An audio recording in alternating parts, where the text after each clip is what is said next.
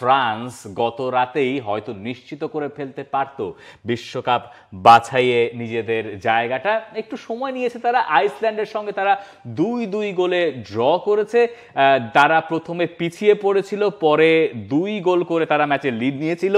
এনকনকু গোল করেছেন, পরে গিয়ে দেখলাম আমরা জাঁ-ফিলিপ মাতেতাও গোল করেছেন, এবং পরে গিয়ে আইসল্যান্ড সমতায় ফিরে রেকিয়াভিকে আনন্দের বন্যা বইয়ে দিয়েছে। এতে আসলে খুব বেশি ক্ষতির কিছু ফ্রান্সের হয় নাই, মানে ফ্রান্স তো বিশ্বকাপে যাবেই।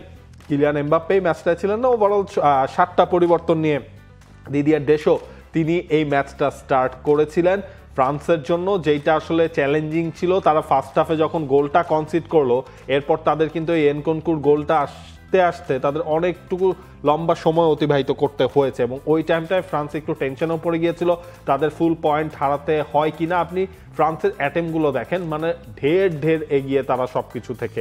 এই ম্যাচটা ফ্রান্সের জন্য যেটা আপনার ইম্পর্টেন্ট ছিল যে এমবাপ্পেকে ছাড়া বাকিদেরও অবস্থাগুলো একটু দেখে নেয়। কামাভিঙ্গে এই ম্যাচটাও খেললেন, অলিসে তিনি খেললেন, সবাই মিলে জয়ের একটা টার্গেট ছিল, সেটা আর কি একটা ধাক্কা খেলো।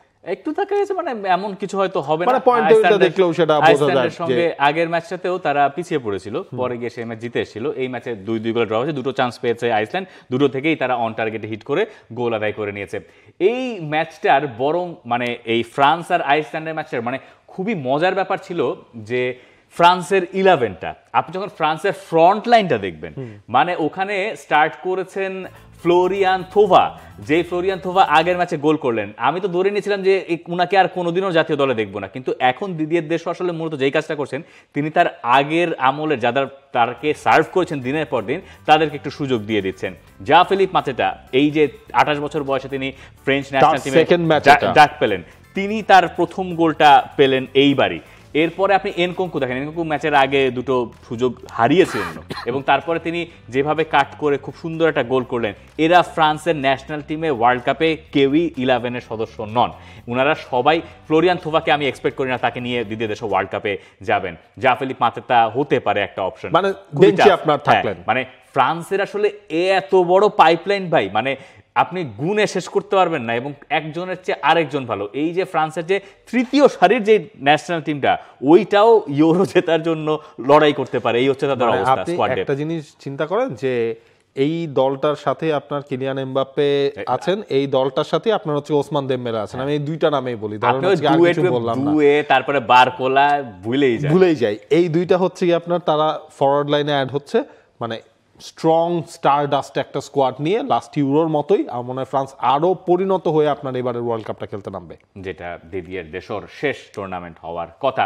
আগের রাতে জার্মানিও জিতেছে, জার্মানি জিতেছে 1-0 গোলে একটা সেট পিস গোল থেকে, এবং যে গোলটা করেছেন নান আদার দেন লম্বা ভদ্রলোক ফল্টামাডা, তিনি গোল করলেন। রাউমের একটা কর্নার কিক, সেটার হচ্ছে একটা পারফেক্ট ফিনিশিং তার কাছ থেকে এসেছে। জার্মানির জার্সি গায়ে তার প্রথম গোল। এর আগে এই ম্যাচটা কিন্তু একটু অন্যরকম হতে পারতো। নর্দার্ন আয়ারল্যান্ড তার একটা গোল করেছিল, যদিও সেই গোলটা বাতিল হয়ে যায় অফসাইডের কারণে। এরপর আমরা ম্যাচ শেষে দেখলাম নর্দার্ন আয়ারল্যান্ড তারা আসলে ফুসছে। কেন ফুসছে? স্টপেজ টাইম দেওয়া হয়েছিল মাত্র 2 মিনিট।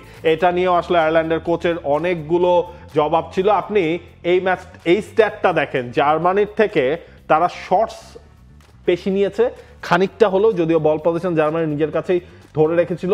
তবে এইটা আসলে জার্মানির জন্য একটা কনভিন্সিং, মানে ন্যারো মার্জিন হলেও আপনার একটা কনভিন্সিং উইন হয়ে আছে, কারণ এই গ্রুপটা কিন্তু বেশ ইন্টারেস্টিং, খুবই ইন্টারেস্টিং। আমার গ্রুপটা দেখাও দরকার, রাইট? কতখানি গুরুত্বপূর্ণ জয় ছিল জার্মানির জন্য সেটা আপনি বুঝবেন এই গ্রুপের টাইট অবস্থাটা দেখে। স্লোভাকিয়ার কাছে হেরে জার্মানি শুরু করেছিল, পা হরকালেই একটা বিপদ। সেই জায়গা থেকে জার্মানির 1-0 গোলের জয়টা তাদেরকে এইভাবে আশ্বস্ত করেছে পরের মাসে খেলা হবে। পরের মাসে জার্মানি আর স্লোভাকিয়ার ম্যাচ রয়েছে, আমরা ধরে নিচ্ছি ওটাই সম্ভবত ডিসাইডার। এখন এই জার্মানি নিয়ে আমাদের একটু কথা বলা দরকার। বিশ্বকাপের এই কয় মাস আছে আর নাবিল খান? 9 মাস, 8 মাস, 8 মাস আগে জার্মানি নিয়ে কথা বলা দরকার।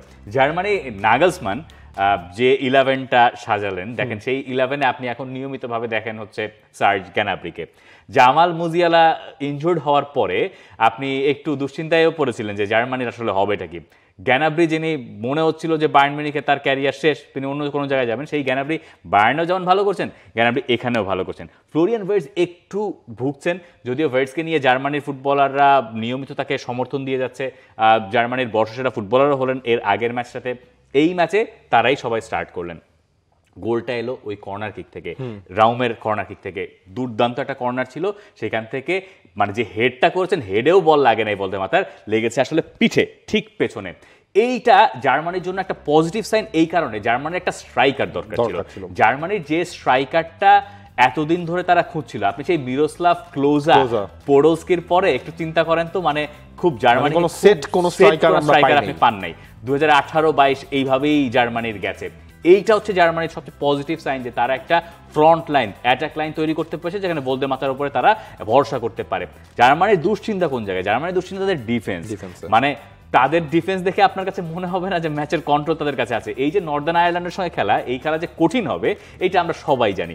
এর আগের লেগে 2-1 গোলে জার্মানি জিতেছিল, সেই ম্যাচটাও কঠিন বানিয়ে জার্মানিকে জিততে হয়েছে। এমন নয় যে কঠিন তারা বানিয়েছে, কঠিন হয়ে গেছে কারণ ডিফেন্সের জন্য। কারণ ডিফেন্সের কাছ থেকে ওই কন্ট্রোলটা এখনো নাগেলসমান পাচ্ছেন না, যেই কারণে জার্মানির পুরো মানে খেলার আলোচনাটা এককেন্দ্রিক হয়ে গেছে, তারা কতগুলো গোল করছে। কারণ গোল করেই তাদেরকে জিততে হচ্ছে। ডিফেন্স দিয়ে ম্যাচ জেতার, যদিও 1-0 স্কোর লাইন অন্য কথা বলবে, কিন্তু ডিফেন্সটা নিয়ে তাদের বোধহয় মানে কাজ করার সুযোগ আছে। জোনাথন তারকে আপনি যদি হচ্ছে গিয়ে একটা শট ধরে রাখেন, আরেকটা জায়গায় আসলে দিন শেষে কে খেলবে, বা ওয়ার্ল্ড কাপে ওই জোনাথন তার কি হবে, সাপোর্টটা কে থাকবে, ওই জিনিসটা কিন্তু হচ্ছে নাগেলসম্যানকে মেলাতে হচ্ছে। অ্যান্টোনিও রুডিগার তো এখন ইনজুরি থেকে তিনি কিভাবে কামব্যাকটা করেন সেটার উপরও জার্মানির অনেক কিছু ডিপেন্ড করছে। তবে কিমিককে আসলে আমি যতই দেখি ততই মানে অবাক হই, মুগ্ধ হই। মানে এখনো খেলা যাচ্ছে 26-এও আমরা মনে হয় এই কিমিককেই দেখি। এই কিমিকের একটা মানে কাহিনী আছে। কাহিনী হচ্ছে যে মানে নাগেলসমান কিমিককে আসলে কই খেলাইতে চান, মানে ফুলব্যাক নাকি মিডফিল্ডে না কি? মানে ইয়োশুয়া কিমিখকে দেখলে আমার ফিলিপ লামের কথা মনে পড়ে, সাইজ সবকিছু মিলে, ক্যাপ্টেনের আর্মব্যান্ডটা সবকিছু মিলিয়ে। For more updates, subscribe to our YouTube channel and click on the bell icon. Follow us on Facebook and Instagram. Download T-Sports app to enjoy exciting games and highlights. Visit tsports.com.